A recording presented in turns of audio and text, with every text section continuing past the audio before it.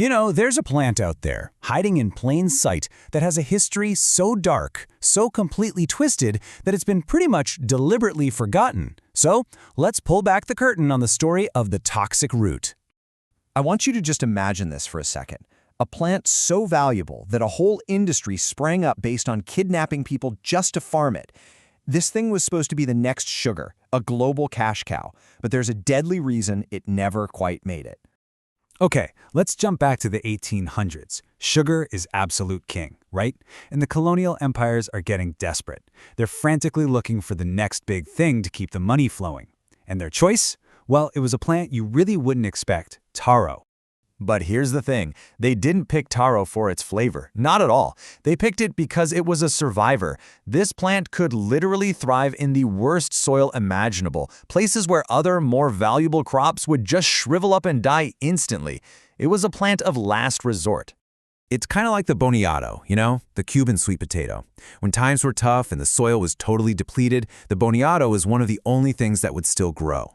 Taro has that exact same stubborn, incredible resilience. But, and this is a huge but, there's a catch. Taro is one of the most brutal, punishing crops on the entire planet to actually cultivate. I mean, the work was so dangerous, so exhausting, that, big surprise, nobody wanted to do it. So the plantations, well, they needed a solution. And their cold, calculated answer was a practice they called blackbirding. Let's be perfectly clear, this was not recruitment. This was human trafficking, plain and simple. Plantation owners kidnapped Pacific Islanders and forced them into the most brutal kind of labor on taro plantations in places like Fiji and Australia. And the scale of this is just staggering. We're talking over 62,000 people stolen from their homes to work these fields. This wasn't some small, isolated thing. It was a massive, horrific, and organized system. For the people who were taken, it was a death sentence. These weren't farms. They were industrial death camps. Entire groups of people would be wiped out within months from the sheer brutality of the labor. The human cost was just astronomical. So that brings up a really important question, doesn't it? If you have this miracle crop that can grow absolutely anywhere, but it literally requires a kidnapping ring to harvest it, is it really a miracle? Or is it just a curse that's pretending to be progress? And as if that whole story wasn't dark enough, the plant itself is hiding a deadly secret. See, taro has this biological glitch. Its own survival mechanism is poison. If you don't prepare it perfectly, it can actually kill you. And here's why. The taro plant is filled with these microscopic, needle-like crystals. Think of it like a defense mechanism. It's similar to how raw cassava, if you don't prepare it right, can release hydrogen cyanide, a literal chemical weapon. Eating raw taro is like swallowing needles.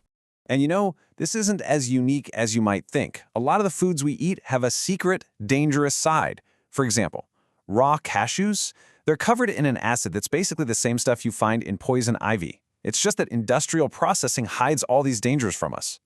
But here's the real tragedy. Before it became this tool for colonial exploitation, taro had this incredibly noble and ancient history. This is the story of how it fell from being a sacred staple to a colonial deception. For centuries, taro was the ultimate voyager fuel. I'm serious. It was a dense, portable energy bank that ancient explorers carried with them on their canoes, literally powering the settlement of the Pacific Ocean. It made one of the greatest feats of human navigation possible.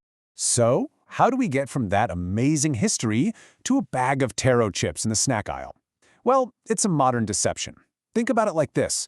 99% of the vanilla we eat is a fake flavor made from wood pulp because real vanilla is just too expensive and labor-intensive. In the exact same way, the brutal, bloody history of taro is completely erased for our convenience. And that's really the heart of it, isn't it? We trade the forgotten history of the people who suffered and died in those fields for a cheap bag of snacks. It's a disconnect that really defines so much of our modern world. So, if after all this you're still curious enough to actually handle this haunted crop, you need to have a system. It's not just about safety, it's also about respect. There are 4 crucial steps. 1. Identification. You have to know your variety, because some are way more toxic than others. 2. Heat. Cook it thoroughly. This is non-negotiable. It's what neutralizes the poison. 3. The soil. Use it as a pioneer crop to bring bad soil back to life. And finally, number 4, respect. Remember the history. Remember the people who suffered to bring this plant to the world.